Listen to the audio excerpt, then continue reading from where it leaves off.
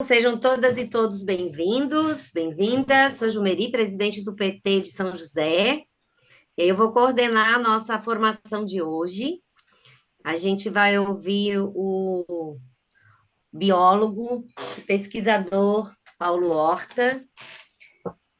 Depois a gente vai ouvir o Rui, a Rita, o Bebeto e as irmãs Bach. Então, a gente vai abrir para o Paulo Horta, ele vai ter de 15 a 20 minutos para falar, e depois a gente passa para os demais companheiros e companheiras, e em seguida a gente abre para o debate, certo? Então, a gente pede a questão do tempo, né, para que a gente possa fazer um bom debate. Quem ainda não se identificou, se quer colocar a cidade, para a gente saber de onde fala. Temos uma boa formação, a temática é sustentabilidade ambiental e colapso climático. O Paulo Horta diz que ele é pesquisador, amante e defensor da natureza, então não precisa apresentar melhor o Paulo, acho que todo mundo conhece. É um prazer te receber aqui nessa noite. Com você. Muito Eu obrigado, aviso o Paulo Jumeri. Horta com 10 minutos, depois com 13 minutos, para você daí arrematar, né? Tá? Não, eu termino até com 13, só para terminar num número bom. Nasci no dia 13, gente, pelo amor de Deus. Bom, companheirada, muito boa noite, bom demais ver esse processo de formação, né? Que nem eu disse na reunião passada, eu acho que é disso que a gente precisa para construir proposta, uma análise crítica, uma análise desse nosso grande contexto, que eu acredito que vai ditar muito, né, do processo eleitoral do nosso país e não, para não dizer do mundo inteiro, daqui para frente, né? O que nós vamos discutir hoje existe convergência, pelo menos desde a reunião de Estocolmo mais 50, que foi lá em Estocolmo em 2022, que a questão climática vai determinar, na verdade, os conflitos sociais, vai determinar aquilo que são políticas públicas ou que podem agravar esse processo, né? Quando se cultiva o obscurantismo, o negacionismo, ou, de fato, diminuir seus impactos, especialmente sobre setores mais vulneráveis da sociedade, especialmente sobre a classe trabalhadora. Então, a nossa conversa ela vai chegar nesse ponto, né? Mas para chegar lá, eu vou trazer um pouquinho da contextualização do que isso representa do ponto de vista científico. O momento é tão grave, pessoal, é tão grave, que é como se tivesse caindo um meteoro, de fato, caindo um meteoro daqui a não mais que 10 anos. Imagina o alvoroço que seria, né, se tivesse um meteoro do tamanho da ilha de Florianópolis caindo sobre o planeta Terra daqui a 10 anos. É disso que a gente está falando quando a gente fala do agravamento da crise climática. É disso que a gente está falando quando a gente tem que cuidar, né, da mitigação, ou seja, nós temos que emitir menos dióxido de carbono, nós temos que emitir menos óxido nitroso e metano, que são gases de efeito estufa. O Brasil está, infelizmente, entre os principais emissores desses gases. E isso é algo que tem consenso. Né? O próprio conjunto de pesquisadores brasileiros de diferentes formas. Eu tenho no meu laboratório um tal de Infrared Gas Analyzer, né? Um equipamento que está lá na parede, tem um sensor lá fora que puxa ar lá de 20 metros de altura, e esse ar de fato está nos mostrando que as concentrações de hoje são pelo menos 50%, 60% superiores às concentrações de 100 anos atrás. Quando eu comecei a medir esse gás, nós tínhamos muito menos.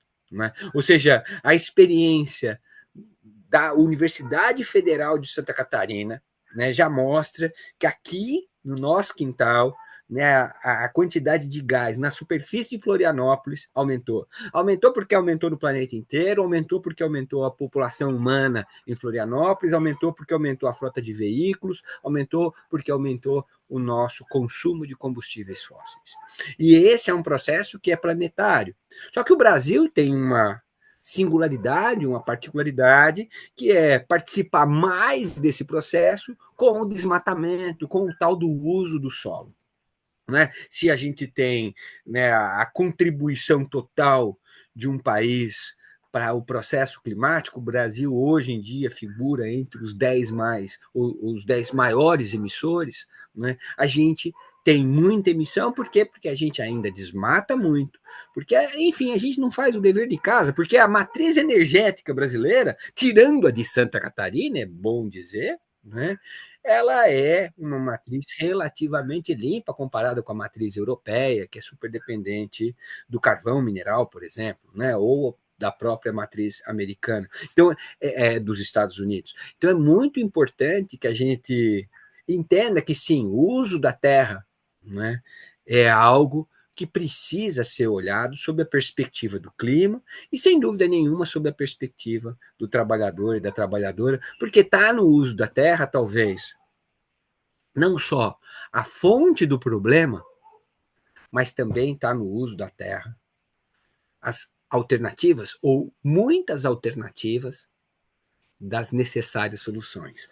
Quando a gente fala de solução, por exemplo, pensando em políticas públicas, a gente olha para questões que sejam regenerativas, regenerativas em todos os aspectos, mas especialmente regenerativa na perspectiva da relação de trabalho.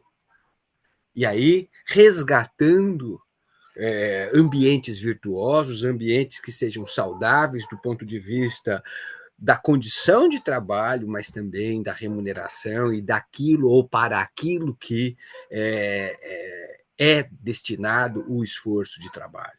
Então, a gente vê na questão objetiva, né, que é o mais badalado nas conferências internacionais, porque o Brasil emite muito, porque desmata a Amazônia, blá, blá, blá, blá, mas ali está embutido os vícios da nossa omissão até aqui de fazer a devida reforma agrária. Sem dúvida nenhuma, o nosso partido foi o que mais contribuiu para que avançássemos nesse tema, mas, gente, ainda temos muito que avançar, não é? E a gente precisa avançar para além daquilo que foi a reforma agrária até aqui, não é? A gente precisa avançar para um processo que dê as condições, né, para o assentado emancipatórias. Isso significa o assentado ele precisa produzir seu próprio bioinsumo. Eu mandei há pouco para a IDELI um projeto que a gente apresentou ao Conselho Nacional de Pesquisa, aí, o CNPq,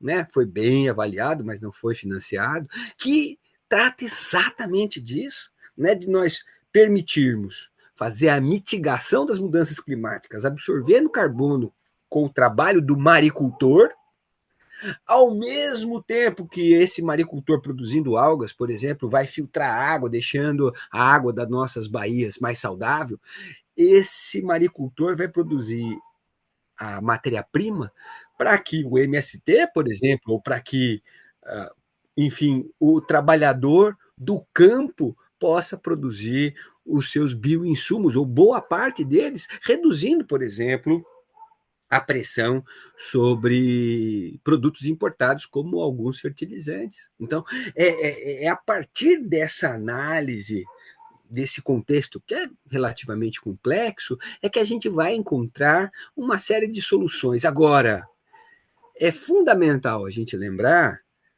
que é urgente. Não é? Isso acho que está faltando para o nosso partido e para o nosso governo. Né? A perspectiva de urgência ou a situação política que se impôs, né, não nos está permitindo tratar esse problemão com a devida urgência. E aí o que a gente vê é, de fato, alguns problemas aumentando ou se agravando, e isso vai nos afastando de ter as possibilidades de encontrar as melhores soluções. A gente está falando, pessoal, do ponto de vista da disponibilidade de energia da atmosfera, de algo da ordem de 25 bilhões de bombas atômicas. Né? Ou seja, nós estamos, de fato, transitando entre algo que é difícil até de imaginar. Né? Aquilo que está, né, estou falando de resultados de alguns físicos, estatísticos, meteorologistas, enfim, estão avaliando, é a chance real, né, de nós perdermos completamente o controle da situação. Né? Isso significa elevação do nível do mar muito mais rápido, né, que pode chegar a 18 metros em poucas décadas, ou relativamente poucas décadas. Eu estou falando que o nível do mar aqui em Santa Catarina pode subir cerca de 3 metros até final do século. Isso significa, 3 metros já significaria a reconfiguração de toda a linha de costa. Né? Muitas cidades terão seus centros completamente alagados, como já acontece em Florianópolis. Né? Alguns bairros de Florianópolis, numa chuva um pouco mais forte, durante a maré alta, tal, já fica debaixo d'água. Olha o que aconteceu com Santa Mônica, aqui, por exemplo, nas chuvas de janeiro. Mas isso vai ser muito, mas muito pior. Muito rápido. Então, a gente está sem as condições para tratar isso com a devida urgência. No começo desse ano, foi lançado um relatório de colegas da Universidade de Exeter. Tim Lanton é um dos autores, eu tive com ele em 2019. 10 minutos, Paulo. O relatório, obrigado, Ideli, o relatório é assustador. Eu estou com ele aqui aberto. Ele diz o seguinte: tem uma tabela lá pelo meio do relatório que diz o seguinte: se a gente aquecer o planeta no limite de 2 graus Celsius ou mais, até 2050, nós teremos uma quebra do PIB global, e no sul global isso vai ser maior, produzindo um monte de problemas, inclusive inflação, da ordem de 25%. Né? Imagina o desemprego. Né? E isso acompanhado de uma série de mazelas de carência de saúde que deve produzir a mortalidade por fome, por sede, enfim, por problemas de doenças tropicais transmitidas por diferentes vias, mas especialmente hídricas e por vetores tipo dengue, né? Mas deve produzir uma mortalidade da ordem de 2 bilhões de pessoas, e boa parte dessa mortalidade acontecendo no sul global. Então, de fato, nós temos um cenário que é assustador. Só que esse cenário de 2 bilhões, ele é um cenário conservador que, infelizmente, e aí eu, como cientista, estou trabalhando com esse tema já faz quase 20 anos, esses 2 graus, infelizmente, talvez não sejam mais possíveis de serem alcançados.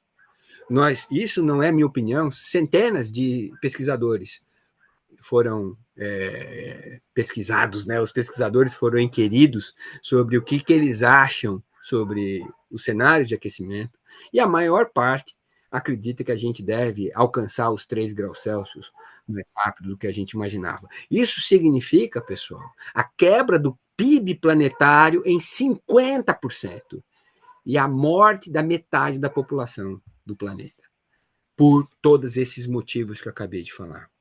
E só para a gente ter uma ideia do que está acontecendo agora com o Brasil, né? Muito se fala da inflação e que o governo Lula isso, que o governo Lula aquilo, tal, mas a gente sim tem que falar que boa parte do preço do arroz, do feijão, da cesta básica, né, que subiu o ovo, galinha, subiu sim por conta da estiagem, subiu sim por conta da onda de calor, subiu sim por conta da enchente, subiu sim por conta das mudanças climáticas. E isso não é, eu que estou falando, saiu um trabalho científico que avaliou tudo isso direitinho, foi revisto por pares e publicado ano passado, mostrando que, dentre os principais alimentos do brasileiro, arroz, feijão e trigo, que faz o nosso pãozinho, foram impactados severamente pelas mudanças climáticas, e, portanto, as mudanças climáticas estão relacionadas diretamente com a inflação. Um outro trabalho mostra que esse cenário, que já é ruim, já produziu inflação aqui, não é? E que faz um processo de bancos centrais, não só o brasileiro, elevar a taxa de juros, e isso, de fato, está acontecendo em todo o sul global, né? Sustentando aquilo que para o trabalhador e para a trabalhadora é insustentável, porque enquanto a classe média não consegue comprar um bem durável, aqueles mais vulneráveis não conseguem comprar comida, gente. Então, é esse o tamanho do desafio do nosso partido. Ou seja, a gente tem uma crise planetária, climática, resultado da exploração do planeta, exaustão de recursos naturais e da biodiversidade. O planeta, desde 2008, não consegue absorver ou tamponar aquele processo de emissão de gases de estufa que ele conseguia até então, ou seja, o, o sistema climático está também ficando mais vulnerável. A capacidade que o planeta tem de absorver aquilo que faz mal para o planeta está reduzindo. É que nem a gente quando está doente. Quando a gente está doente, a nossa vulnerabilidade a outras doenças ou outras infecções se eleva. Né? Então, é muito importante que a gente entenda a gravidade desse momento e que sim, a gente tem uma série de alternativas. E aí, eu não sei quanto tempo eu tenho, Deli. Você está completando 15 minutos. 15 Então, nós minutos? vamos te dar mais um Então, só um pouquinho. chorinho, só para a gente falar de alternativa, que eu acho que isso é fundamental, porque envolve um pouquinho de comunicação e aquilo que é o diálogo sobre as alternativas. Né? A gente, né, tem investido bastante tempo nas diferentes teorias. Hoje mesmo eu estava lendo, vou depois colocar aqui o link no chat, sobre a explicação marxista para a inflação. Né? E aí eu acho que o socialismo, o comunismo, nas suas essências teóricas, eles avançaram bastante. Agora, nós falhamos ou nos impuseram grandes obstáculos comunicacionais. Né? Nós, de fato, para enfrentar, para comunicar esse momento, que é uma tragédia, o que está por vir aí é um verdadeiro genocídio, é um verdadeiro holocausto. Né? Mas a gente vai precisar de uma alternativa de comunicação, e essa alternativa talvez esteja em denominar aquilo que são as soluções econômicas para o enfrentamento dessa crise de economias regenerativas. Elas são essencialmente as mesmas soluções apresentadas pelo Partido Comunista no século XIX, em grande medida, mas, do ponto de vista comunicacional, a partir da teoria Dunnett, que é a teoria de uma britânica, apresentou ali uma forma de você acessar a classe média, de você acessar diferentes setores da sociedade que ainda são contaminados pelo processo de demonização da esquerda, demonização do Partido dos Trabalhadores, demonização daquilo que é uma outra perspectiva de mundo. Então, a comunicação não só aquilo que é a mudança climática, mas das soluções para ela, precisa ser muito zelosa, porque a gente vai partir de uma desvantagem gigantesca nesse quesito. Né? E é muito importante que a gente esteja atento a essa desvantagem, que a gente se antecipe utilizando as alternativas que a gente tem para colocar as soluções para as nossas candidaturas para deputado, para presidência, enfim, daí por diante. Muito obrigado, Edeli, pela paciência. Obrigado, pessoal. Estamos aí para ouvir os companheiros e as companheiras. Obrigado, Paulo. Então, para falar das soluções, eu acho que é importante a gente falar da COP30. E aí o Bebeto vai falar um pouquinho para nós sobre, né? O Bebeto, que é presidente da APUFSC e que vem participando dos debates em relação à COP30, que vai ser no Brasil esse ano, um momento histórico para o país e para o mundo. Bebeto, tem 5 minutos. Te aviso com 4. 5 minutos dá para saudar 2 vezes. Oi e tchau. Mas, brincadeiras à parte, até nem tinha pensado em falar em COP30, mas acho que na primeira intervenção, se eu não conseguir, falo depois. só acho que, assim, qual é o olhar? Primeiro, eu queria cumprimentar todos e todas, em particular o Paulo, e cumprimentar pela militância que ele tem nesse tema, uma militância baseada na pesquisa, na ciência, né? E dizer que, assim, qual é o papel de um partido como um partido de esquerda, como o PT, nesse momento que o Paulo bem caracterizou de uma crise profunda, crise climática, que no fundo é uma crise ambiental e tem outras origens. Eu acho que é ajudar as pessoas a entenderem justamente a origem da crise, que tem causa humana. As pessoas estão aceitando qualquer explicação sobre ela e principalmente se acomodando com quando não lhe toca diretamente, é insensível à origem e à discussão. Então estão se habituando à catástrofe. Então o que imobiliza as pessoas é, é o sentimento de perda. Então não trata do problema, porque não quer ter esse sentimento de perda. A outra coisa que um partido como o nosso deve fazer é instalar o debate da construção de um outro modelo de economia e um outro modelo de vida, que a natureza é um bem comum e a natureza saudável é fundamental para a existência da vida. A emergência climática é um sintoma da crise de um modelo de economia capitalista, que é baseada no consumo. Sem consumo não há capitalismo, né? E o consumo é baseado na produção de bens que são, em primeira instância, tirados da natureza. Então, a crise ecológica é uma crise de um sistema econômico. E nós precisamos voltar a falar de que esse sistema produz esses problemas e precisamos encontrar uma solução. Então, é uma crise do nosso modo de vida, porque o capitalismo molda a nossa vida. Então, acho que nós devemos voltar a falar disso. O PT, eu acho que o Paulo se entende bem, caracterizou bem, quer dizer, nós falamos de economia, porque aprendemos de algum modo que a esquerda procura discutir o macrosistema da condição de vida. Portanto, economia, nós falamos, mas não associamos muitas vezes isso e tangenciamos essa discussão. Eu posso falar aqui do capitalismo, que cada vez menos distributivista de renda, menos inclusivo, não dá conta de incluir as pessoas no mundo do trabalho e concentra a riqueza. Mas o que isso tem a ver com ecologia ou sustentabilidade? É esse elo que nós precisamos reestabelecer, aprofundando compreensões sobre a origem da crise climática e ecológica, né? Então, ela abre oportunidades de um partido de esquerda, um partido progressista, de rediscutir o capitalismo e formas de sua superação, né?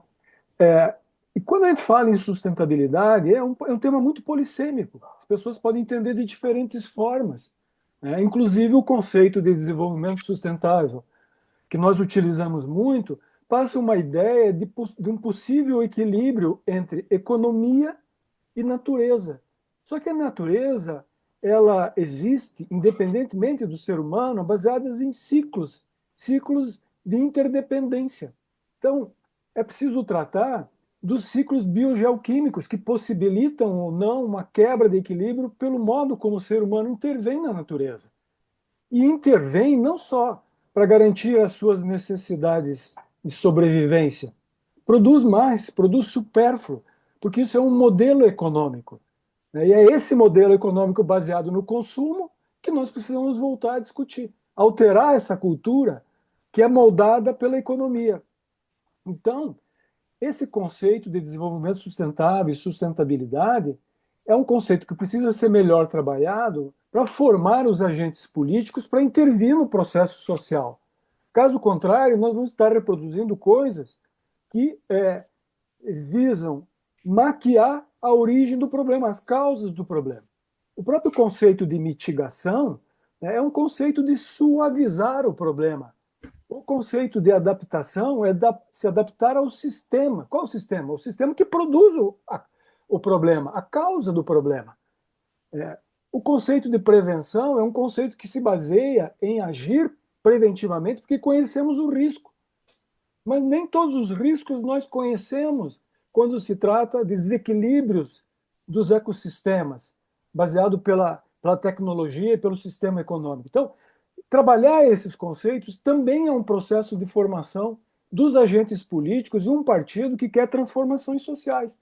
Então, nós precisamos defender, não estou dizendo que não tem que usar esses conceitos na COP30, na forma como o governo se relaciona com a sociedade e constrói as políticas públicas. Não é isso. É preciso, sim, cuidar das pessoas diante das catástrofes. Mas nós temos que aprofundar o significado das ações que nós estamos fazendo, porque nós não estamos mudando o sistema causal. Nós estamos trabalhando as consequências de um modelo, repito, 3 econômico. minutos, Bebeto. Estou terminando. Então, alguns princípios que eu julgo fundamental que um partido que se dirige à sociedade precisa defender no contexto que nós estamos, inclusive da COP30. Precisamos de uma nova geopolítica, uma política de resiliência, adaptação e mitigação, que tenha o financiamento, né, para a transição justa, baseado na justiça social e inclusão social. Temos que voltar a falar que a natureza é um bem comum. Portanto, usufruir da natureza para preservar a biodiversidade, né, um tipo de desenvolvimento que de fato seja sustentável, mas na perspectiva que eu falei, né, e que não tenha uma exploração econômica predatória, etc., precisa estar na nossa pauta. Ou seja, uma transição ecológica baseada em direitos substantivos, direito à terra, direito à água, alimentação saudável, ao transporte, à cultura e à educação. Eu trabalho, enfim, dentro do Fórum Nacional de Educação, e escrevi lá um eixo da Conferência Nacional de Educação baseado na educação ambiental. É preciso estar em todas as escolas, senão as futuras gerações vão ter os mesmos problemas que nós temos hoje, porque não entendemos a origem da crise. Então, um partido como nós precisa ir no Congresso Nacional e defender a educação ambiental, climática, em todos os níveis, etapas e modalidades da educação. E, por fim, né, defender, no âmbito, inclusive, da COP30, o princípio das responsabilidades comuns, porém diferenciadas, que é algo que está sendo solapado do Acordo de Paris. Então, assim, desculpa, falei muito rápido para dar um apanhado geral, mas o sentido da crise, que é profunda, para um partido progressista, um partido de esquerda que quer mudanças radicais, precisa penetrar mais nas raízes e esclarecer os conceitos que nós estamos utilizando. É isso. Obrigada, Bebeto. E para falar da questão alimentar, ninguém melhor que a presidente do Conselho Estadual de Alimentação, né? A Rita. Rita, é com você. A Rita, que é Oi, da agricultura familiar e que defende a agroecologia. tá me ouvindo? FETRAF, muito bem. Estamos ouvindo bem, pode falar. Tá. Boa noite. Então, eu de fato trabalho na FETRAF e no Conceia eu represento a sociedade civil, represento a FETRAF, que é a Federação dos Trabalhadores e Trabalhadoras na Agricultura Familiar. Sou do oeste de Santa Catarina e estou em Chapecó hoje, mas moro em Florianópolis. O desafio da produção de alimentos saudáveis no Brasil, a primeira questão, de fato, e que a gente precisa destacar, é que quando a gente fala em soluções, uma das soluções é a produção de alimento da agricultura familiar. E uma das soluções, e essa é uma das coisas mais bonitas que eu tenho ouvido nos últimos tempos, é a importância da agricultura familiar, da camponesa, nesse processo da produção de alimentos. Principalmente nesse momento onde a questão climática ela vem cada vez significativamente prejudicando a insegurança alimentar, levando à fome ou a insegurança alimentar em algum grau. E é preciso que, quando a gente constrói essas políticas públicas, é preciso que a gente fale de gente, de pessoas. Então, muitas das vezes a gente precisa sair dos conceitos de insegurança alimentar, de segurança alimentar, e falar quem são essas pessoas que estão lá no campo. São homens, são mulheres, são crianças, são jovens, mas e esses jovens estão lá na propriedade? Então, um dos desafios que nós temos hoje para enfrentar a produção de alimentos e aumentar a produção de alimento é as nossas famílias, elas estão com grande dificuldade da sucessão familiar. Então, esse é um desafio muito grande que a gente tem pela frente. A outra questão que a gente tem pela frente é a masculinização do campo. Então, as nossas mulheres não estão nas propriedades, em torno do último censo agropecuário, somente 10% das propriedades elas são tocadas, né, chefiadas, enfim, entre aspas, por mulheres. Então, esse é um outro grande desafio. O outro grande desafio e que acaba esvaziando o meio rural são os pacotes tecnológicos oferecidos pelas multinacionais, e aí entra essa questão da genética, né, e sementes agroecológicas, o alto uso de agrotóxico, e que isso não só causa a fome, mas também gera uma insegurança alimentar que traz malefícios para a nossa saúde. Então, um dos nossos grandes desafios que a gente tem é, de fato, que a gente tenha uma produção de alimento, para que a gente tenha um projeto, de fato, um programa estadual, a nível nacional, que ele se converse, que a política, de fato, seja intersetorial, para que a gente, de fato, tenha uma política estadual ou a nível nacional de produção orgânica agroecológica, que a gente consiga aprovar o Pronara, para que a gente tenha a redução do uso de agrotóxico, para que isso seja regulado, para que não seja, como os colegas colocaram, né, que o mercado mande na produção de alimentos.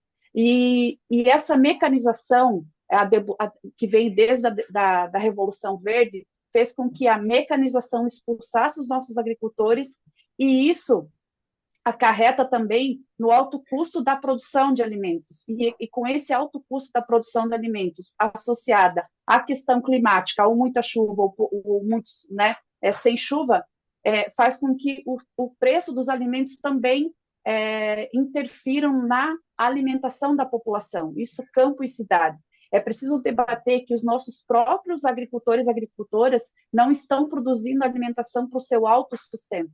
Então, essa é uma outra questão também que a gente precisa debater e a gente precisa aprofundar. Então, a gente precisa, de fato, ter uma política de produção orgânica agroecológica, a gente precisa, dentro dessa política, pensar na logística, na comercialização, pensar nos mercados, pensar em programas importantes como o Programa de Aquisição de Alimentos, que é uma política que pensa no desenvolvimento local e regional, pensar em feiras, pensar acesso ao mercado. E quando a gente fala da produção de alimentos, dar subsídio, ter assistência técnica para os agricultores, ter acesso a crédito, é preciso que a gente pense na terra, a gente precisa pensar não na proteção do solo, como o professor Paulo coloca, né?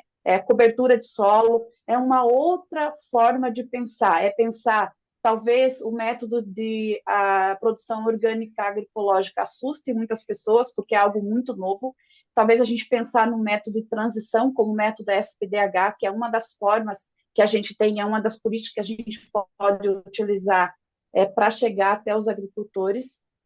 E a gente tem que pensar que essa produção de alimentos, que ela chegue à mesa da população mais vulnerável. E aí, quando a gente pensa no povo do campo, a gente tem que pensar na agricultura familiar, que são os pequenos agricultores. Isso envolve principalmente as populações tradicionais, que é os PCTs. A gente tem que pensar nos ciganos, a gente tem que pensar nos quilombolas, nos indígenas. A gente tem que pensar dessas pessoas que estão fora desses pacotes de mecanização, que estão fora da maioria das políticas públicas. E é importante destacar que, dentro das políticas de construção, é importantíssimo que o governo e que nós, do PT, enfim, consiga ver como envolver as mulheres e os jovens, porque as mulheres e os jovens, eles são, e é uma das soluções para que a gente tenha a diversificação da produção e não a monocultura, que isso também é um problema hoje. Então, uma das soluções é a gente ter a diversificação da produção. É preciso e é fundamental que a gente consiga fazer políticas estruturantes, que as mulheres possam participar e possam fazer parte dessa produção. E aí, meu tempo é 5 minutos, né? Eu acredito que deve estar Às finalizando. 6h30, É, tá? Eu tô dando tá, umas colherinhas de chá aqui, mas tá? já tá bom, obrigada, Ideli. É importante destacar que, pensando que as políticas são intersetoriais, dizer que, de fato, não tem como a gente pensar na produção de alimentos, na assistência técnica, sem pensar nas outras políticas públicas. E aí, se a gente produz alimento para a gente não ter desertos alimentares como a gente tem, para a gente pensar que a gente já está deixando de produzir menos arroz e menos feijão por conta da mecanização, a gente tem que pensar na população que tem acesso a esse alimento. Isso é fundamental, para que o preço não interfira, e para isso a gente tem que ter o pleno emprego, a gente precisa ter que esse salário seja justo, e meu celular desligou. Ah, não acredito. Não, nós estamos te ouvindo. A gente está te ouvindo, pode continuar, Tá. Rita. Rita? Arremata. Eu acho que Ai, agora ela caiu mesmo. Agora ela ela saiu. caiu. Tudo bem. Então, a gente vai sair da terra e vamos para o mar, do oeste para o litoral. A gente vai falar com uma agricultora ambientalista, membro do Comitê do Campeche, que foi candidata a vereadora em Floripa. Rui, é contigo. Pois é. Boa noite, gente. Eu estou aqui, é uma responsabilidade e, ao mesmo tempo, um prazer estar falando sobre esse tema, né? Porque é um tema que toca demais a nossa vida. E o Paulo Horta, eu tenho visto ele como uma pessoa fundamental na denúncia e para chamar a atenção que a gente tem pouco tempo para agir. Essa questão é muito importante porque não existe tempo para pensar. E eu acho que a base dos nossos problemas está realmente na questão do. Eu tenho aqui um monte de coisa escrita, na relação do consumo de combustíveis fósseis e no consumo de energia, que é o que a gente tem feito. Eu tenho uma preocupação importante aqui, eu vou falar sobre uma série de coisas, mas tenho uma preocupação importante que com relação, por exemplo, àquela reunião de Estocolmo e da Eco 92, onde se falava em gerações futuras. Hoje, nessa questão ambiental, não se fala mais na geração futura como se tivessem matado o futuro dessas novas gerações. E a gente precisa dizer para essas pessoas que o futuro vai existir com crise climática, porque parece que as pessoas perderam a esperança. E eu acho que a gente tem que reconstruir, rediscutir essa questão. Eu queria entrar aqui nos pontos que eu estou chamando a atenção, mas é que os efeitos climáticos que estão vindo aí, eles afetam de maneira mais severa as populações mais pobres, que, além de ser um problema de classe, é um problema de gênero, é um problema de raça, é um problema também de etnia, porque são essas pessoas as pessoas que mais vão sofrer primeiro esses efeitos das mudanças climáticas. Então, sempre quando a gente estiver pensando em mudanças climáticas e efeitos drásticos, a gente tem que estar pensando nessas populações que são periféricas, que vivem em condições sempre desfavoráveis, né? E essas mudanças climáticas são mais importantes do que a gente imagina, que é só um deslizamento de terra lá que morreu um monte de gente, ou um alagamento de terra, mas ela está no nosso dia a dia. Eu que trabalho com a maricultura, por exemplo, ela afeta a nossa vida diretamente. Quando tem um excesso de água no mar, ocorre uma coisa muito grave, que é o quê? A mudança da salinidade. Então, tudo que é produzido no nosso ambiente, ele corre risco de morrer. Algas, eu sou produtor de algas hoje, mas trabalhei durante 25 anos com produção de ostras e mexilhões. Eles são afetados diretamente e afetam a economia no litoral de Santa Catarina, que é super importante para toda essa população litorânea que vive produzindo ostras, mexilhões e agora algas. Então, é uma economia importante para a região litorânea aqui do nosso estado.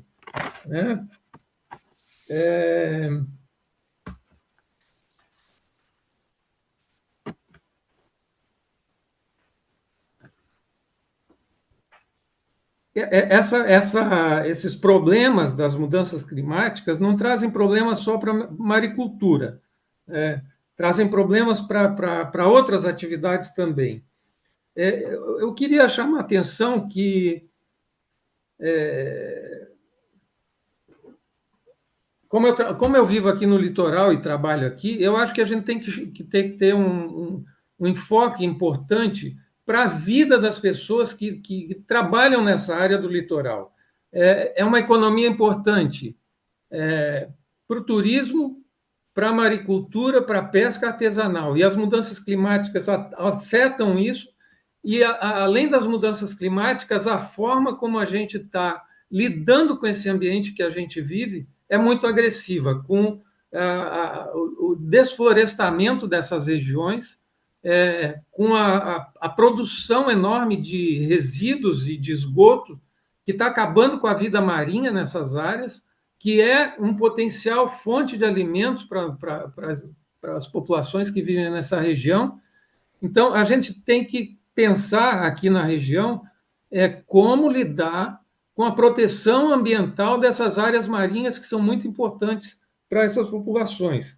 Então, eu queria dizer assim que um dos problemas mais graves que a gente enfrenta aqui no litoral, além do desmatamento provocado pela urbanização crescente, e que é a consequência também desse processo de urbanização, é a poluição por esgoto, onde, por exemplo, essa região das Baías, que é a principal região produtora de molusco no Brasil, a cada ano que passa, vem sendo contaminada com coliformes fecais, com a ocorrência frequente de episódios de maré vermelha, que são afloramentos de algas que produzem uma toxina que se torna nociva para a saúde humana e que primeiro, cria um risco à saúde o consumo de produtos nessa condição, e segundo, provoca um desastre econômico na economia local, onde são pessoas que lidam com essa economia local aqui da região, né? Então, uma das questões que eu acho que a gente precisa centrar aqui na nossa região é uma proposta de proteção das águas que a gente é circulado, vive numa ilha e é circulado por água por todos os lados, e a gente não protege esse ambiente que a gente depende. Talvez as pessoas que têm os seus empregos de alguma forma garantidos e tal, mas as pessoas que vivem na orla e que se alimentam e que se sustentam dessas atividades, que são, de maneira geral, pessoas de baixa renda, precisam ter um ambiente saudável para a produção. Então, eu acho que a questão fundamental, e a gente propõe para isso a história que o Paulo Horta está chamando a atenção, que é a construção de uma economia regenerativa. Uma economia onde a gente, ao mesmo tempo que está produzindo algas, está retirando poluição do ambiente, a gente está transformando a agricultura num processo muito mais sustentável do ponto de vista biológico, onde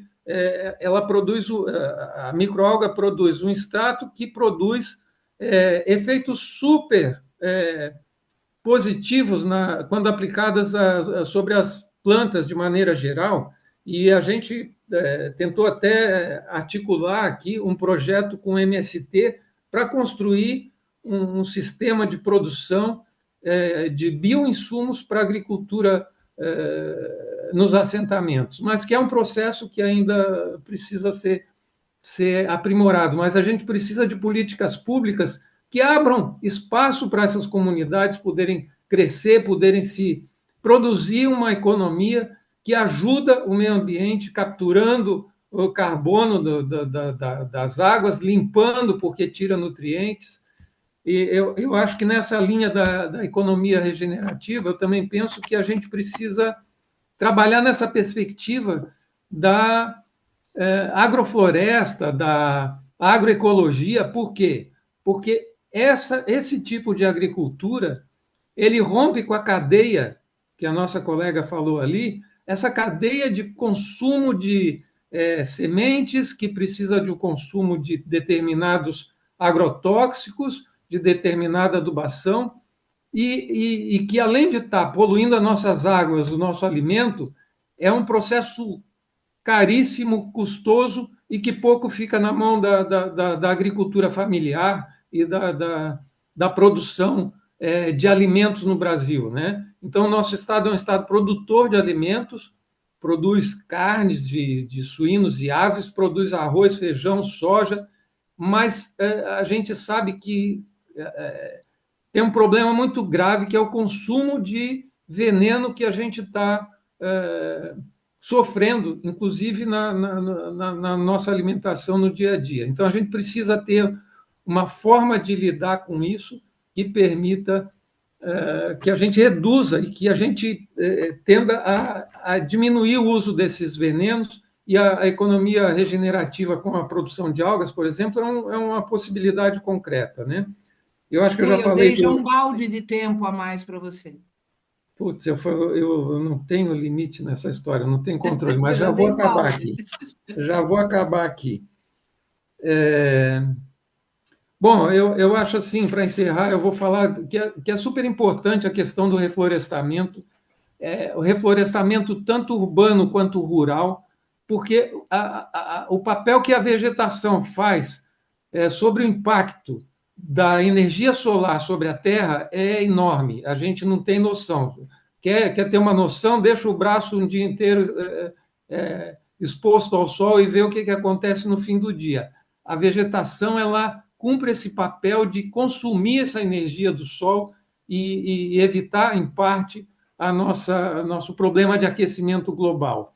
Mas eu acho que fundamental nessa história é a gente pensar na redução do consumo de combustíveis fósseis, porque essa é uma das principais causas no Brasil. Uma das causas principais ainda é o desmatamento, né? As queimadas e o desmatamento. Então, a gente tem que ter uma política séria e dura contra isso, né? E, por outro lado, eu acho que a gente consome energia demais e a gente precisa pensar em como viver. Eu morei na Amazônia por um ano, no meio da floresta amazônica, lá no estado, no extremo oeste do Acre, numa reserva extrativista do Alto Juruá. E uma das coisas que a gente percebe quando fica um ano lá afastado da civilização, digamos, é que a gente precisa de muito pouca coisa para viver. A gente, nesse mundo capitalista, a gente constrói consumo para gerar economia, e a gente precisa ter uma reflexão profunda sobre essas formas de consumo que a gente tem hoje. E o Carlos Walter, que era um amigo meu que faleceu há 2 anos, ele dizia que não é possível a gente socializar o consumo do jeito que a gente está socializando, nessa perspectiva de cada cidadão ter um carro sobre a face da Terra. É impossível isso, mas a gente tem que socializar a mobilidade, não um carro. Então, eu acho que nessas perspectivas que eu acho que a gente precisa Vamos pensar um abrir o pouco. debate, Rui. Você Obrigado. já usou 12 Que minutos, ô dele, bonito. Meu que Deus! dele, Obrigado, que dele, obrigada. Rosemary. A Rita voltou, eu acho que ela podia, a gente podia dar um tempinho para ela concluir, que aí ela parou no meio da fala e daí depois abriu o debate, pode ser? Pode. Aí as irmãs lá de Anitápolis não estão na sala, é Não, isso? não estão na sala. Por isso que eu fui dando tempo, entende? A Certo. mais aí para todo mundo. E o Rui Beleza. se passou, né?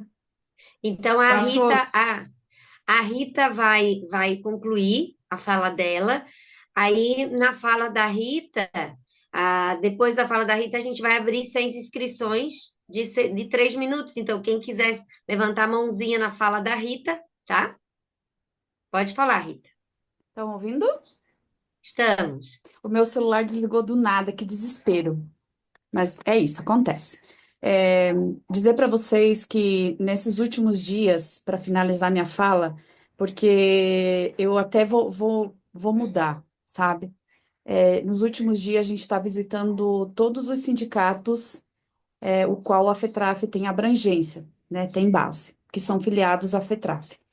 E a gente tem ouvido muitos problemas, muitos problemas. E o maior deles é quando um dos projetos que a FETRAF tem é o projeto de transição, e um dos métodos que a gente vem trabalhando é o método SPDH, que é uma pesquisa feita pelo pelo Jamil e pelo Valdemar, da EPAGRE, né?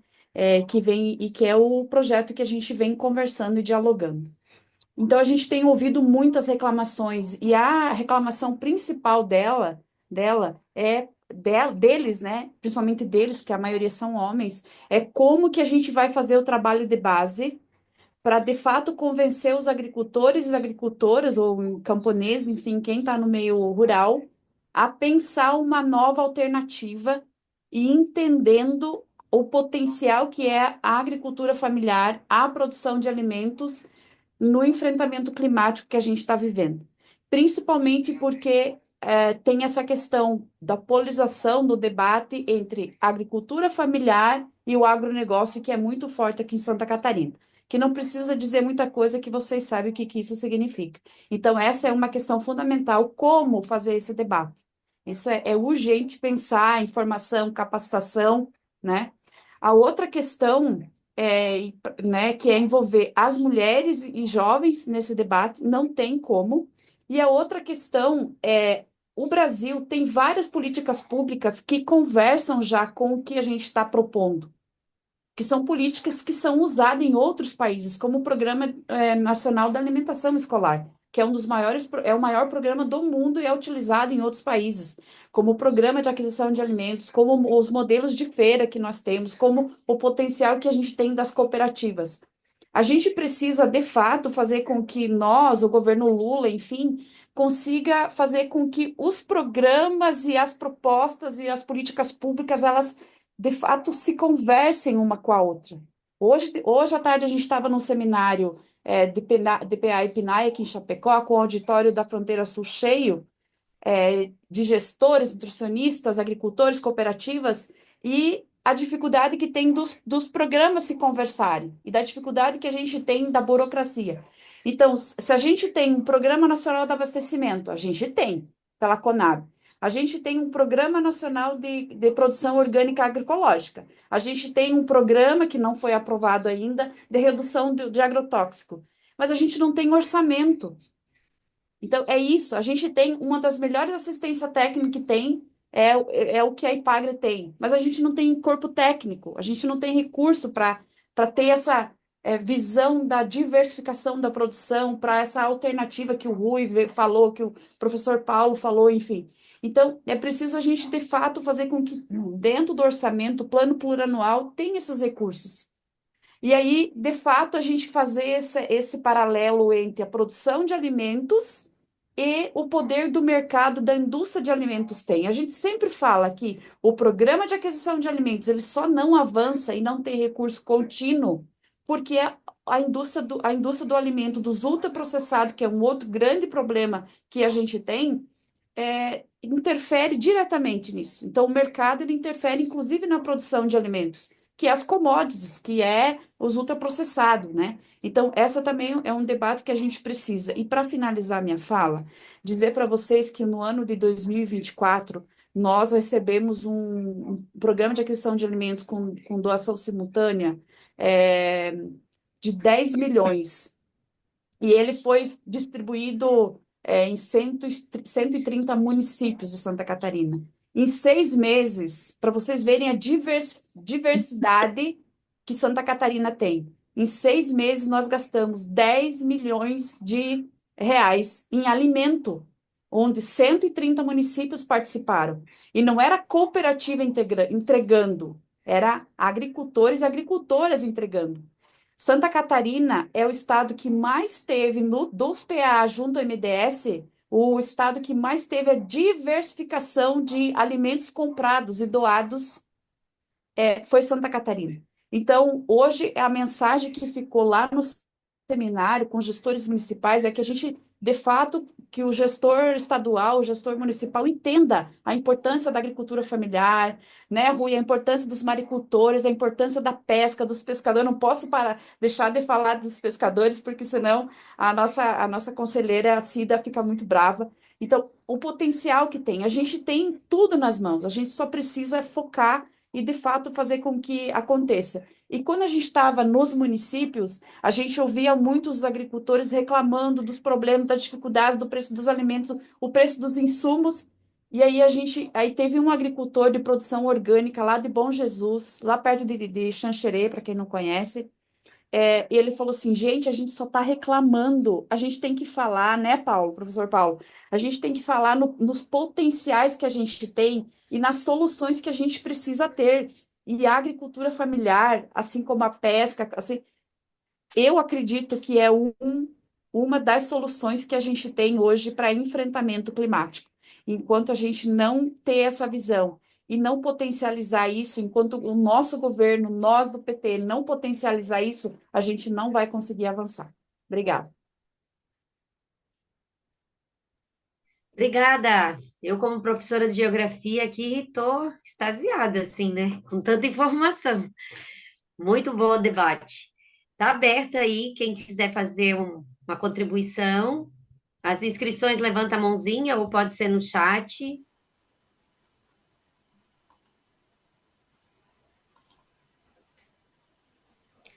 O Rui se inscreveu, Paulo Horta. Se o povo não fala, né, gente? A gente fala mais, né? Então tá bom. Vamos lá. 3 minutos, Rui. Você continua controlando o tempo, Ideli? Eu Que a Ideli está continuo, e de agora eu vou Marta. ser rigorosa com o Rui, principalmente. Mas eu vou falar menos do que o tempo que eu tenho, então. Eu queria falar sobre a questão que a Rita levantou, né, que eu acho que é super importante, e que conectar com o que o Paulo falou, que é a questão da comunicação. Eu, como produtor de algas e extrato de algas, fui tentar vender o meu extrato de algas para um produtor que é parente lá no interior do Rio Grande do Sul. Aí eu disse, pô, tá aqui, ó, te dei o extrato, tu viu, faz efeito, não sei o quê, compra. Não, não compro. Por quê? Ah, porque eu não tenho, tu não me dá assistência técnica.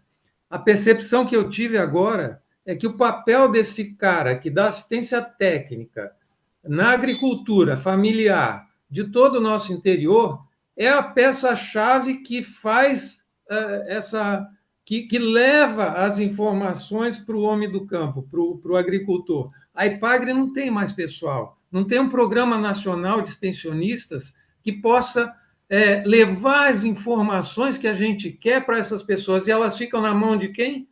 Dos caras das empresas que estão lá. Eu fui numa feira em Curitibanos, que nos estandes estavam todos os engenheiros agrônomos, que são os caras que vendem os venenos para o povo, e lá a gente foi discutir com eles, eles já estão começando a vender extrato de algas também, mas o que acontece? São eles que vão levar as informações. Então, se a gente não tiver um projeto onde a gente construa uma comunicação que faz chegar a informação certa que a gente quer para essas pessoas, esquece. O agronegócio está lá e muito bem estruturado. Era só um comentário, Rita. 2 minutos, bem, bem bom. Obrigado, Rui. Obrigado. Paulo. O Bebeto levantou a mão e tirou, mas está inscrito, né, Bebeto? Isso? Não? É que tinha colocado a mão. Tá. Paulo. Bom, mas eu só queria talvez fazer alguns links, pegando o que todo mundo falou um pouco, né? Do Bebeto ao Rui agora.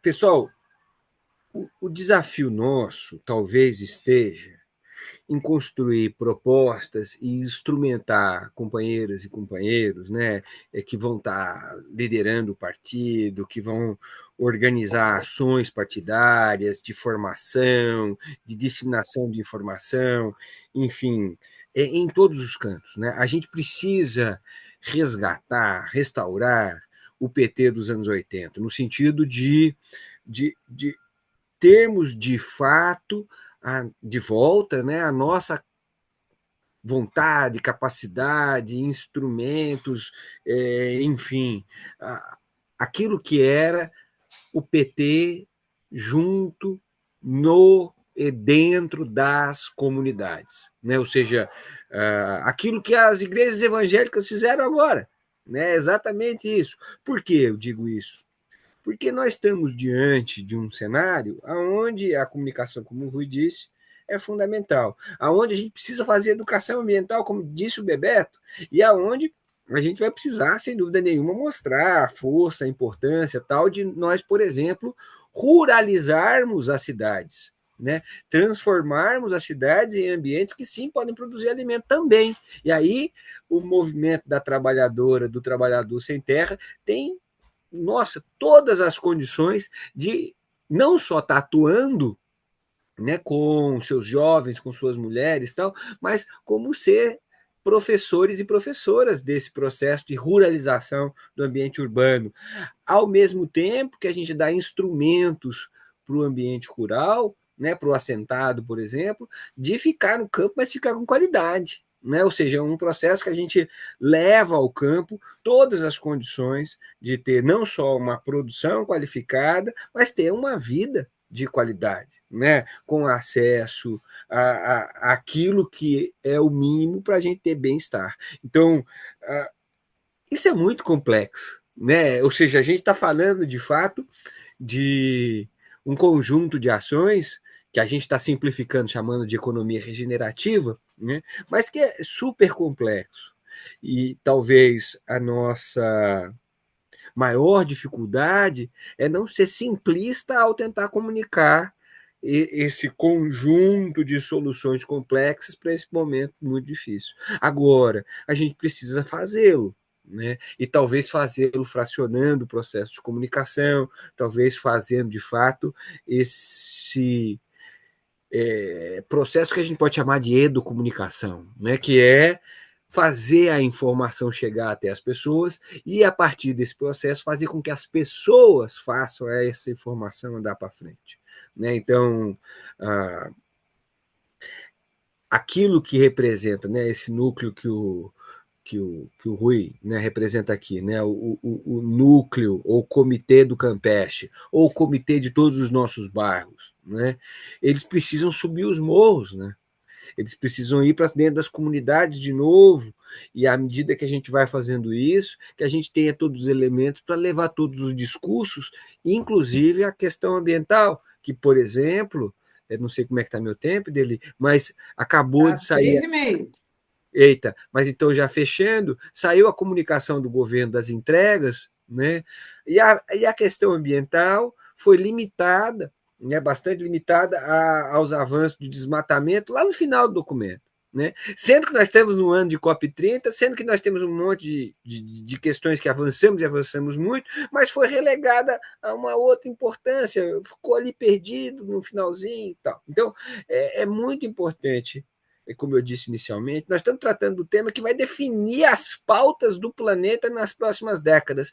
E a gente não está valorizando isso como partido. Né?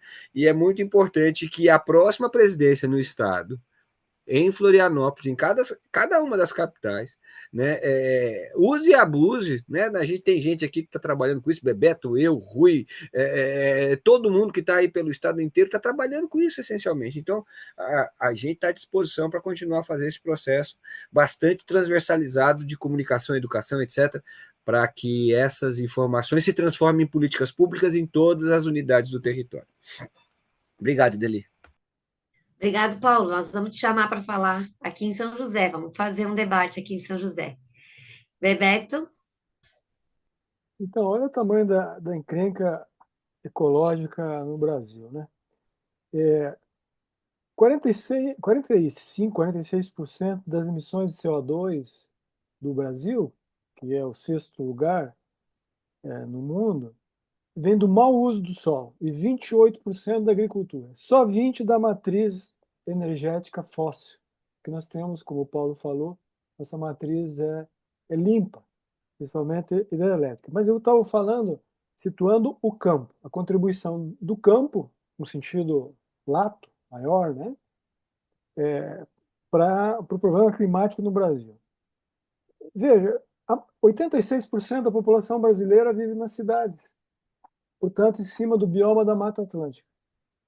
Em média, a Mata Atlântica, mais ou menos, em média, tem 50% destruída e 50% ainda em pé. O que significa isso? Nós estamos com um sistema de vida que degrada um país que tem um potencial ecológico enorme. Como é que a gente fala isso para a população? Como é que a gente explica que isso é fruto de um processo histórico, de um modo de vida, né, que foi nos moldando na relação com o meio ambiente.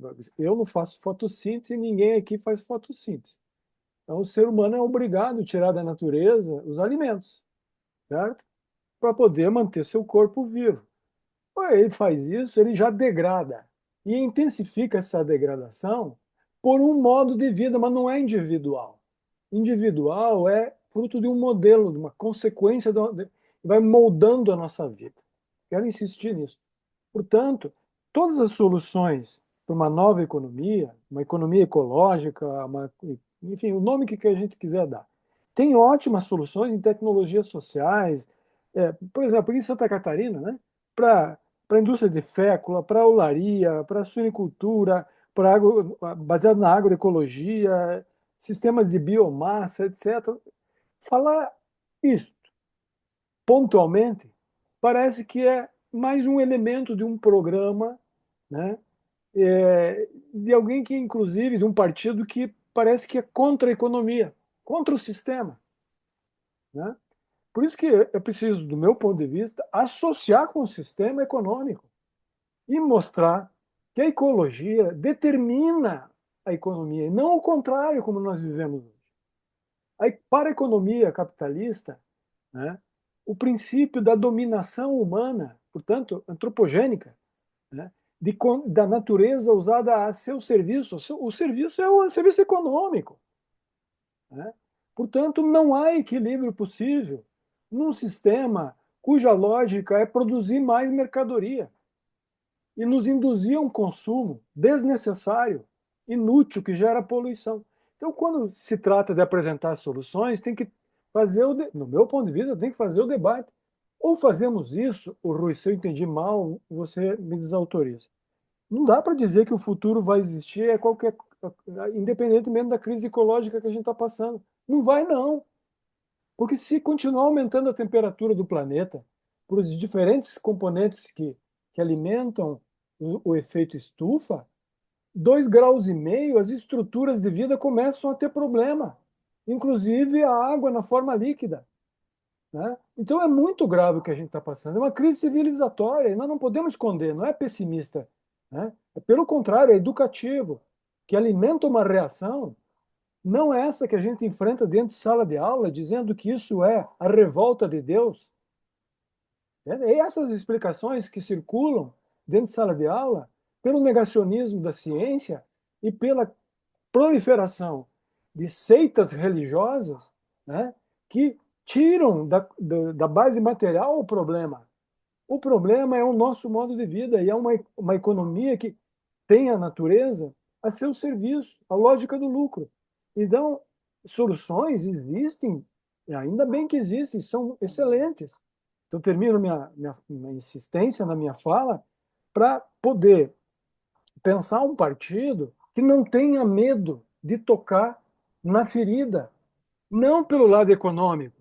Não é uma crítica ao capitalismo, ao sistema capitalista, porque vamos aqui defender o modelo comunista como foi. Não. A oportunidade da crise ecológica é debater o nosso relacionamento ser humano com a natureza, certo? E no modo como nós precisamos da natureza para produzir a nossa subsistência, os produtos, os insumos que entram no circuito econômico. Não existe milagre na natureza. Tudo que nós produzimos é tirado da natureza, transformado em alguma coisa que entra no circuito econômico. Tanto quanto no momento que tira da natureza, produz ciclos irreversíveis, porque você não produz uma lâmpada, certo? Consome a lâmpada e volta para a natureza na forma de silicato ou do metal que tem na lâmpada. Né? Nós poluímos a natureza quando produzimos alguma coisa e quando deixamos de usar essa coisa. Então, a oportunidade da crise ecológica é discutir o sistema econômico. Né? Por isso que, e aí finalizo de vez, é preciso educar as pessoas cientificamente. Pessoas como o Rui, Paulo Horta e tantos outros argumentam sobre esse tema em base científica, não em crenças. Certo? Então, é isso que um partido como o nosso tem a possibilidade de fazer. Aqui em Santa Catarina, não sei se você escutou, É preciso discutir essa concentração nas cidades que está destruindo a Mata Atlântica. Florianópolis, o que é? Não para de chegar gente. Como é que essa gente mora aqui? Destruindo a natureza. Então, ou enfrentamos isso, ou o nosso partido é um partido da adaptação, da acomodação.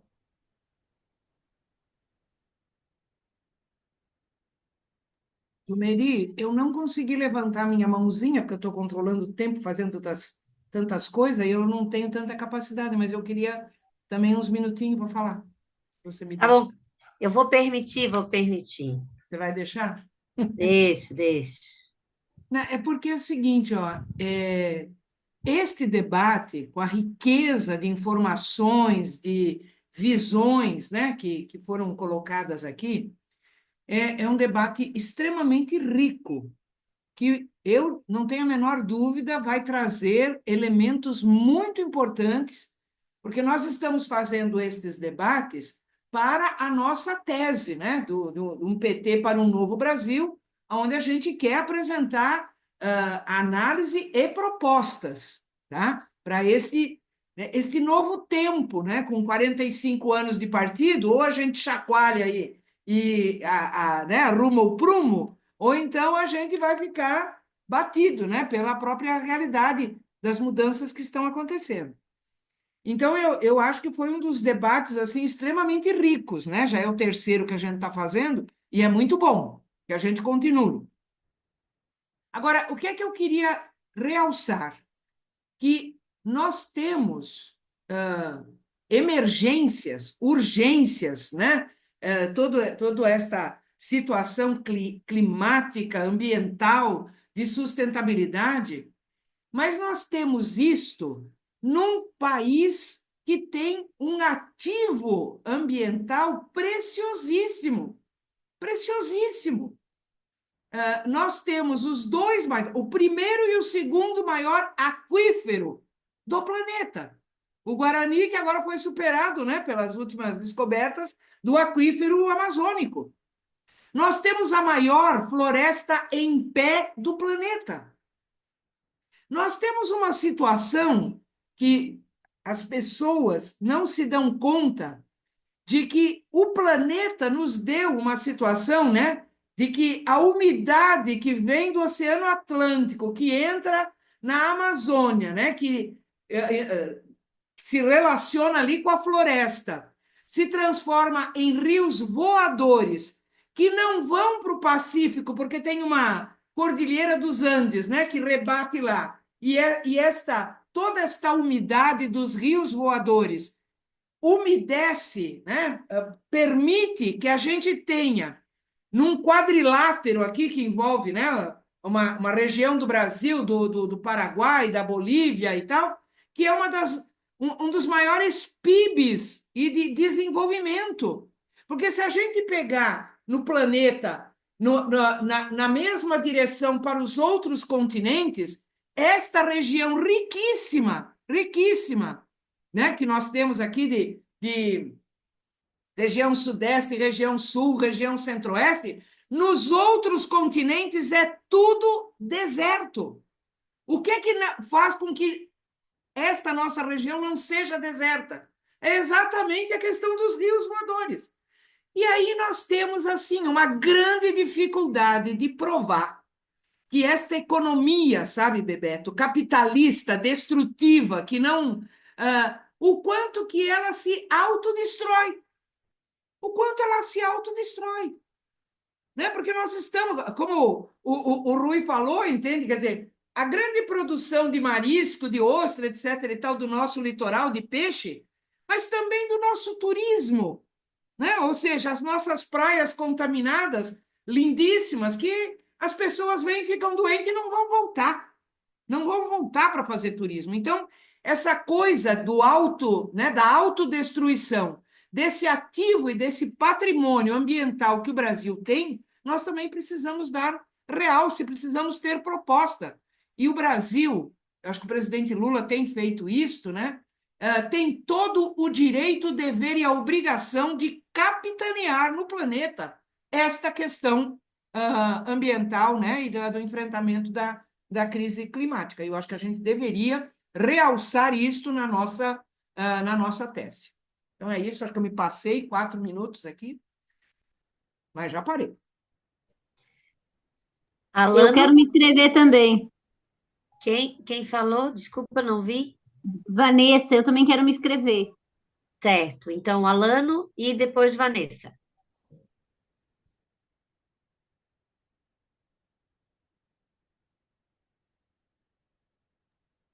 Alano? Então, você fala, Vanessa, e depois o Alano acho que está abrindo o microfone. Alano?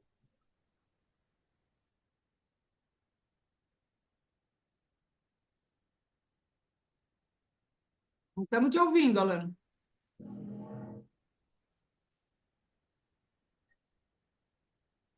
Não estamos ouvindo ainda, Alano. Sem som. Acho que A vale gente sair e entrar. Sai e entra de novo, que deve resolver. é melhor Sem você som. sair, Sem Alano. som? Agora sim, Agora. agora sim. Tá difícil aqui eu me entender com meus equipamentos. Mas a gente lhe ouve e lhe vê bem. Só vou desligar um dispositivo aqui que eu acho que volta a funcionar. Mas nós estamos te Não, ouvindo, tá tá? funcionando. Vocês estão me ouvindo, Tá é fun- isso? Estamos lhe vendo e ouvindo. Pode falar, Alano. Alô? Estamos ouvindo, Alano. Eu agora que não estou ouvindo vocês. Vou ver se eu me acerto aqui. Jomiri, passa para a próxima e depois eu volto. Certo. Vanessa, então. Quem sabe você sai e entra novamente, Alano. Então, Vanessa? boa noite a todos. Eu sou Vanessa, sou presidente do PT de Ponte Serrada, aqui no Oeste de Santa Catarina. Assim, duas questões importantes que a gente leva sempre para os debates. Nós temos um governo hoje e nós temos dificuldade de acessar créditos rurais para a produção orgânica, para a questão ambiental. A gente tem algumas mulheres que têm a produção orgânica e têm dificuldade de acessar crédito específico para a produção orgânica que atenda a essa demanda. Então, a gente tem o governo federal, tem essa grande dificuldade, eu não sei quais os caminhos a ser tomados, por onde a gente vai, para que, eu não falo só das mulheres, mas a agricultura familiar como um todo, né, para ter esse acesso aos financiamentos para a produção orgânica, para a produção agroecológica, para investimentos em agrofloresta, para trabalhar essa área ambiental, e além de outras questões ambientais. Então, assim, ó, é um caminho que a gente não sei como a gente vai traçar isso, mas é um caminho que a gente precisa abrir mais, ter mais abertura. A gente entende que o governo é um governo também que se torna engessado em algumas coisas burocráticas, mas é um caminho que a gente precisa fazer um debate melhor com as cooperativas, acesso a técnicos, que nem um companheiro falou ali, que a gente não tem acesso a técnicos, né? Então, a gente tem essa dificuldade em área dos assentamentos que a gente tinha no passado, a área técnica, bastante técnicos que atendia a demanda, né? Hoje tem essa dificuldade e que deveria ser ter mais acesso aos técnicos para atender a demanda da produção. E outra questão quando a gente trata de fazer denúncias com relação à degradação ambiental, com desmatamento e etc., a gente não encontra um canal seguro. Falo porque, por exemplo, aqui em Ponte Serrada, na nossa região, a gente se depara com bastante desmatamento ambiental, só que quando a gente vai entrar nos canais para fazer a denúncia, são pessoas ligadas à polícia mesmo que têm acesso ao desmatamento. Então, a gente não tem um canal seguro, aqui na minha região, pelo menos, assim, que eu me sinta segura de dizer, ó, aqui estão secando o banhado que vai faltar água para o nosso pessoal no centro da cidade. Ali estão desmatando mata nativa, maravilhosas que era a mata, que hoje não tem mais nada. Então, é uma questão assim, quais os caminhos nós tomar? É um debate bem preocupante, mas ao mesmo tempo a gente tem que também levar para a discussão num grupo maior, né? Essas nossas preocupações. Obrigada, gente. Obrigada, Vanessa. Agora, Alano? Funciona agora? Funcionando. Sim. Alto e operante. Tá bom. Então, boa noite, né, para todos, todas que estão nesse debate. E a gente começa a ouvir os professores, os técnicos, né, sobre esses assuntos e tantos outros, né? E a gente fica angustiado, porque isso é muito restrito, né? Veja que no nosso debate hoje nós temos uma média de 27, 28 participantes, com a divulgação ampla para o Estado todo, e o debate e as pessoas não participam. E o que deixa mais angustiada, porque imagina os milhares e milhões de trabalhadores que não estão fora, longe desse tipo de debate, dessa natureza de debate, né, e que a gente não faz. Eu vi várias vezes os expositores de hoje falando: o partido tem que ter essa responsabilidade, o partido tem que fazer isso. E por que não faz? Por que a gente não tem uma direção que mensalmente faça um debate de um determinado ponto, de um determinado assunto, né? Sobre a fome, sobre o desemprego, sobre a miséria, sobre a exploração, sobre a natureza, como nós estamos fazendo aqui hoje, o meio ambiente e assim por diante.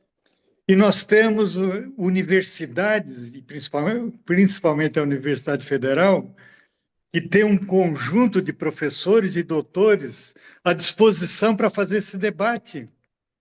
E nós não trazemos a academia para discutir conosco. Ou seja, por que nós estamos perdendo esse tempo todo?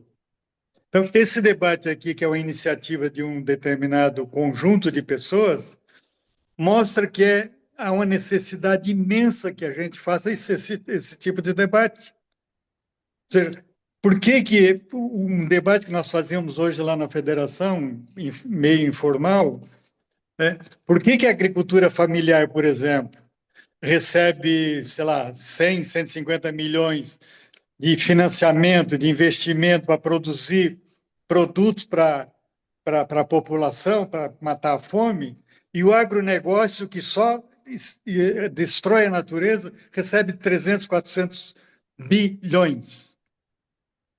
Então, esse debate nós temos que fazer. E ainda, por conta, ainda recebendo todo esse volume de dinheiro, eles não pagam nenhum imposto de exportação.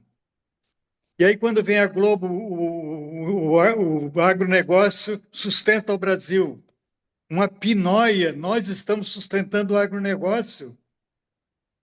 Então, é preciso que a gente tenha um arsenal de assuntos e de temas que a gente precisa fazer, e a gente tem que...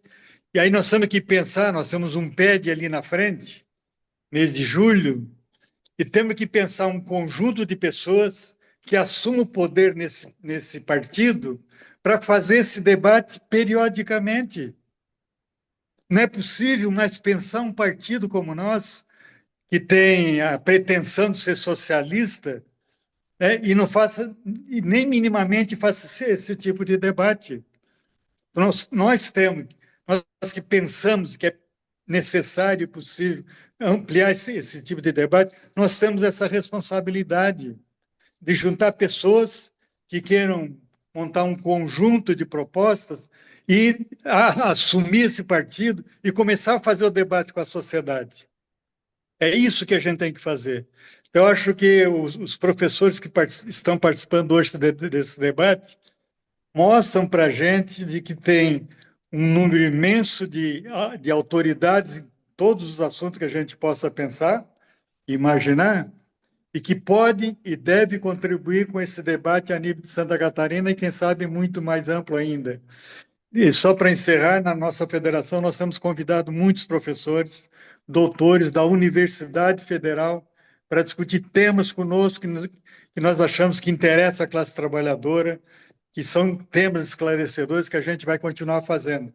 Então, um pouco isso é um chamamento para que a gente pense como é que nós vamos construir o futuro do nosso partido aqui no Estado, logo ali na frente, juntando pessoas que pensem mais ou menos igual e que queiram fazer esse tipo de debate e, a partir do debate, construir um outro tipo de partido e de sociedade aqui em Santa Catarina. É isso.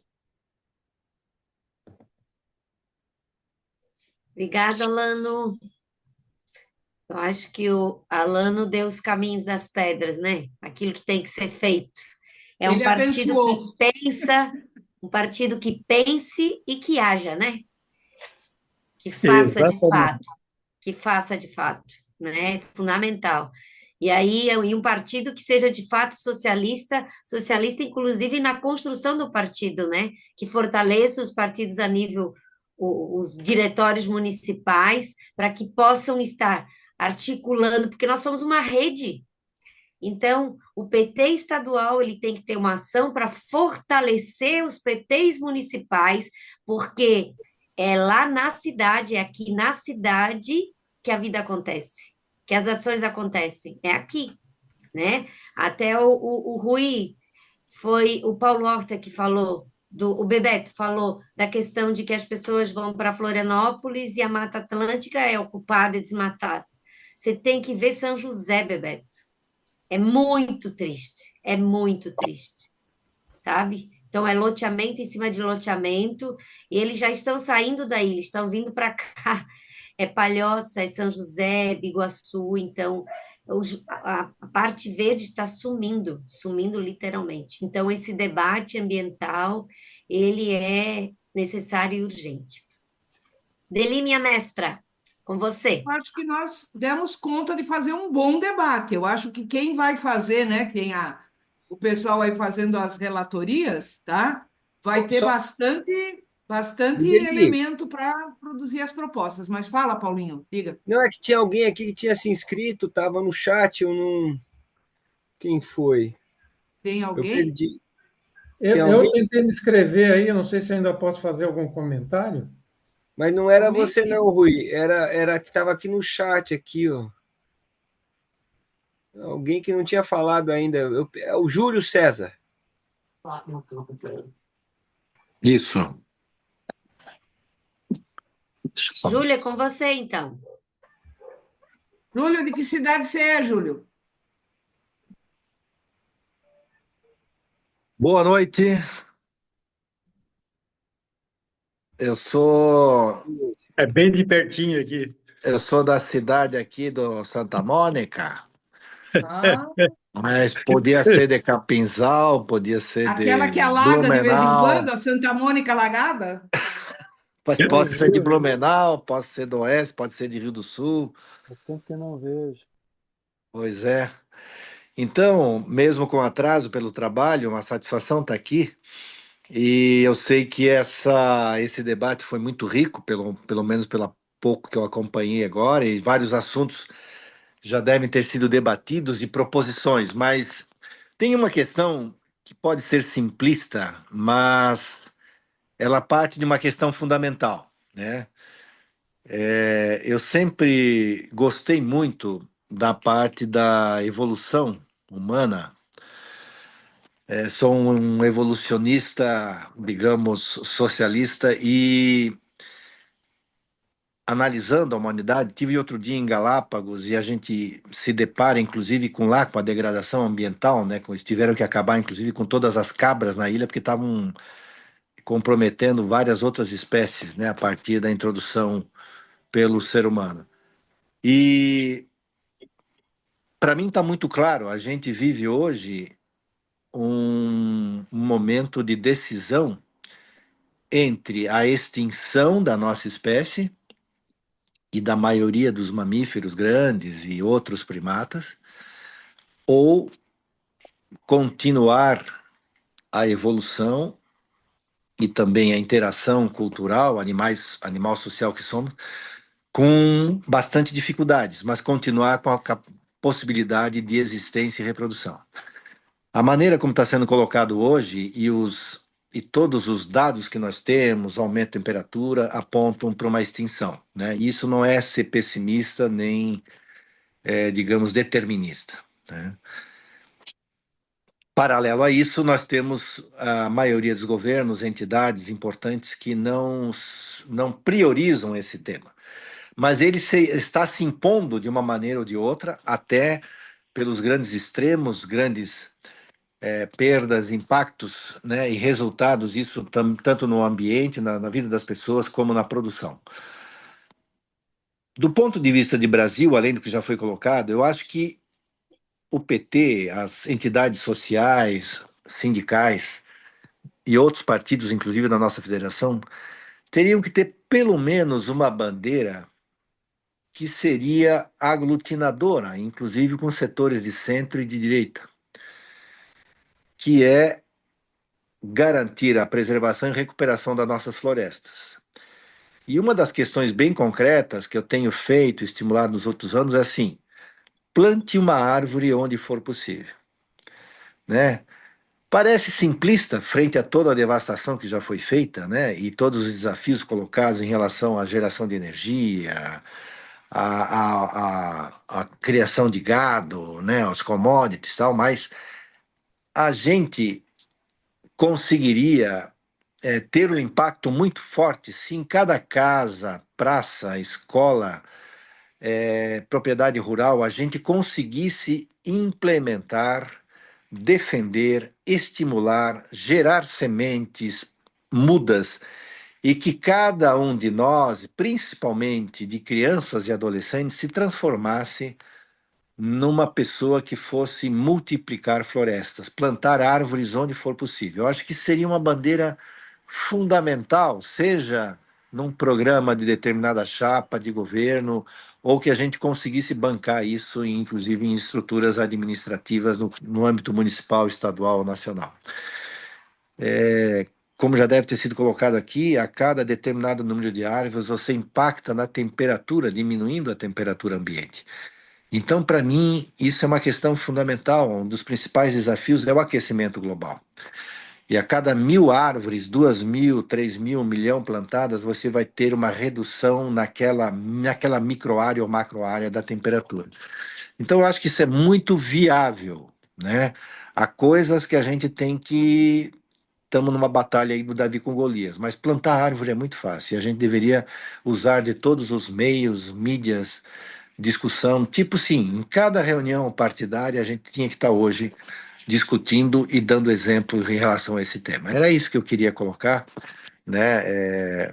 Entendendo que se para nossa geração, né, da geração 60, um pouco antes, um pouco depois, já está difícil, os nossos filhos, netos, não terão muito país, muita coisa pela frente. Então é isso, é uma questão de sobrevivência e de multiplicação de acesso a oportunidades e, como já foi falado, geração de uma produção agroecológica familiar, junto com reflorestamento e recomposição de natureza. É isso.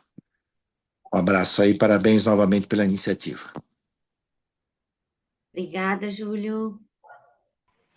Jumeri, Paulo, posso só Paulo. colocar um elemento em cima do que ele acabou de dizer, viu, Júlio? Muito bacana a sua fala. Tem um texto que eu escrevi uns anos atrás que fala da extinção de fato de uma espécie, mas não é a extinção do Homo sapiens, é a extinção do Homo urbis. Essa que talvez seria a espécie escondida por detrás da inteligência que ela parece que perdeu, né? Em algum momento, nos últimos 150 anos, um conjunto de seres humanos chegou até a votar no Bolsonaro, né? A inteligência em pessoa teve milhões de votos no Brasil. Então, eu não aceito chamar esses indivíduos de Homo sapiens. Eles podem ser qualquer outra coisa, mas sapiens eles não são.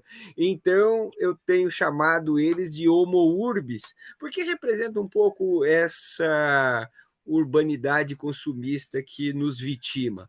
Mas, adorei a sua proposta, Júlio. Eu acho que esse seria um partido vitorioso em 2026. Um partido que assumisse para si a responsabilidade de alguns programas que são das Nações Unidas, como, por exemplo, o programa 330-300.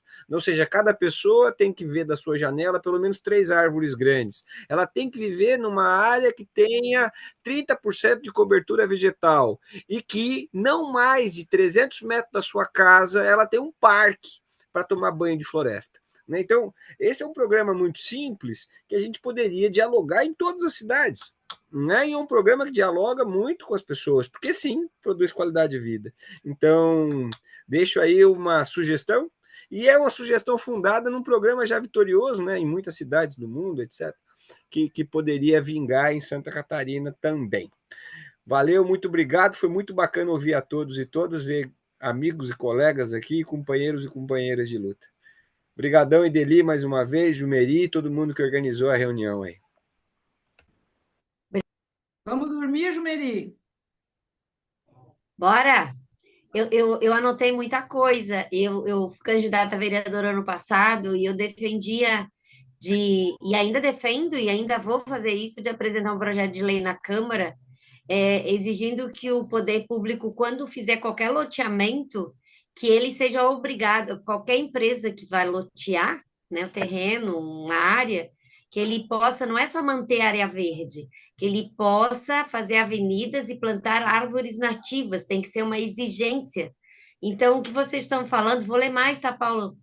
Sobre esse material que você falou, vou buscar e vou aprimorar esse projeto. Que o ano que vem eu vou assumir a Câmara por um mês no rodízio e eu vou apresentar esse projeto, né? Mas vou aprimorar. Estou rascunhando aqui. Vou precisar da ajuda de vocês. É isso, Naidali. Agradecer a todo mundo que participou, por Obrigado pela toda Santa oportunidade. Catarina. O Douglas levantou a mão, Douglas.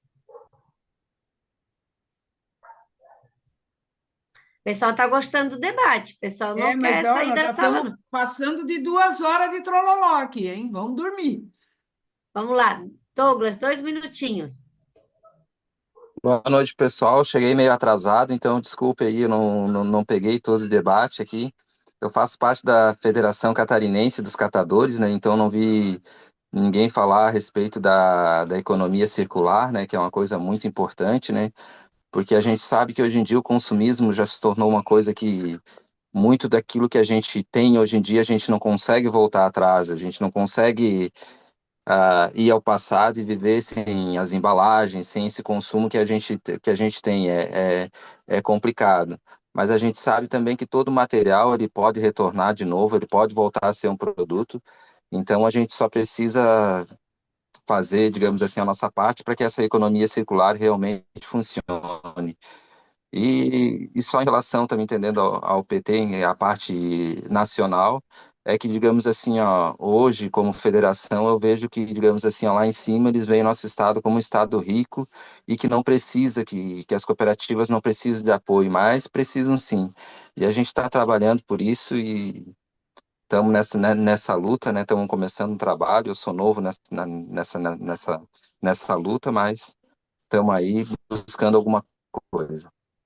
E gostaria de apoio do partido aí para que mostre que a nossa categoria precisa de ajuda sim, que não é só os outros estados e que a gente precisa principalmente de apoio técnico para que a gente consiga fazer essa economia circular funcionar aqui no nosso estado também, que os recursos venham não só para os outros estados, mas que venham para nós também. É isso aí, obrigado. O Douglas levantou uma Obrigada. questão fundamental, né? Que realmente tinha passado meio despercebido. Até os 40, até a prorrogação, né? Ideli tá dando gol de placa, que eu acho que aqui a gente ganhou de goleada hoje à noite. Ao contrário da seleção que perdeu pela Argentina. É isso então? Podemos encerrar? Quinta-feira que vem nós vamos ter o debate sobre a superação das desigualdades, né? De gênero, racial, questão LGBT, né? Então toda de classe, então vai ser um debate também bastante importante, né? Na quinta-feira que vem, tá? Então vamos Nesse dormir, mesmo gente. Boa bate-canal. noite. Valeu, muito obrigada então. Obrigado. Parabéns.